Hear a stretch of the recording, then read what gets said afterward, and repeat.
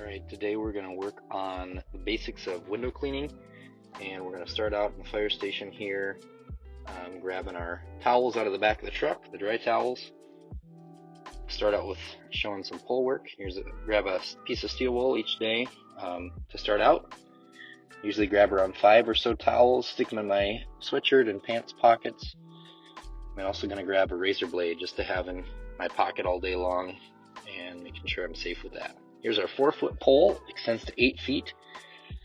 There's our scrubber squeegee combo. We're going to stick it in the water and get it nice and wet, call it a dip, and then we're going to get some of the excess squeezed out so it's not dripping all over.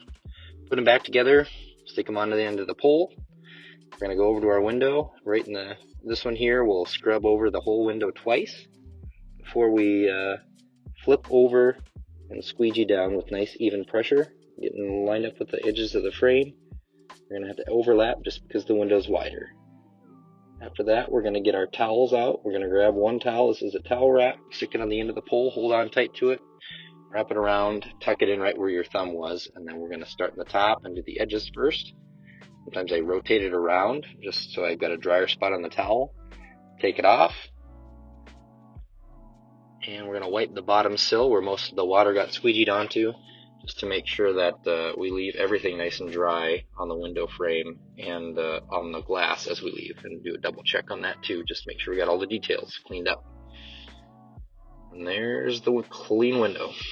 Next, we're going to show how to use some steel wool on a dry window. Usually there's maybe bug spots or other small things stuck on the window that the scrubber might not grab. Here's a razor blade use, getting some tape off a window. That happens in grocery stores often. Make sure you use plenty of water on the window with the razor blade. Often if we use it dry on the razor blade, there's a chance of scratching. It can be very expensive for us to replace windows, so we don't want to do that. Pull it off and keep scrubbing. Alright, here's back to the window in the fire station. Take the scrubber squeegee apart. Take one with your hand, scrub it well. Get into all the corners, some of those nasty spots. You can use the end of the scrubber to try to get off too.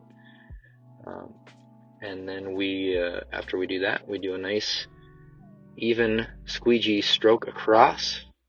If you need to with the other hand or with your right hand, whatever is your best hand. And then after that, we get our towels out or steel wool to get all the details.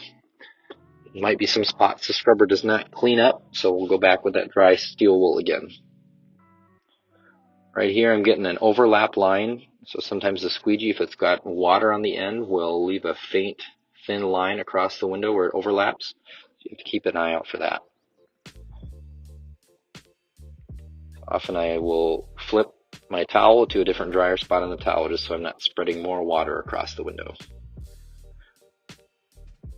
I started earlier in the middle of this wall just to show you how to use the pole, but now we're going to go up to the top level with the ladder. So I'll show you how to set up the little giant ladder. Take it off the truck here, bring it over. This middle hinge here has latches that you just push in to make it hinge in the middle and pivot. And they should pop in when they get to the right A-frame position. If they don't, make sure they get popped in so they're nice and safe. I have the side latches unlatched. Now I'm going to pop them back into the rung I need them on. And then do the opposite thing on the other side as well until the full A-frame position there. Get my scrubber and squeegee with some water on it, clamp it to the top. Just like before, I'm going to take them apart once I got a nice firm footing. And I can either go side to side or I can go top to bottom on these as well too, whatever is more efficient and whatever fits the best in the window frame. Alright, now we've got that done. Put your scrubber squeegee back together. Make sure you can hold on to the ladder and your scrubber. And then as we take it down, basically we're going to do the opposite of what we just did. Pop all the latches in. Slide it back in. Don't pinch your finger or your hands because that is not fun.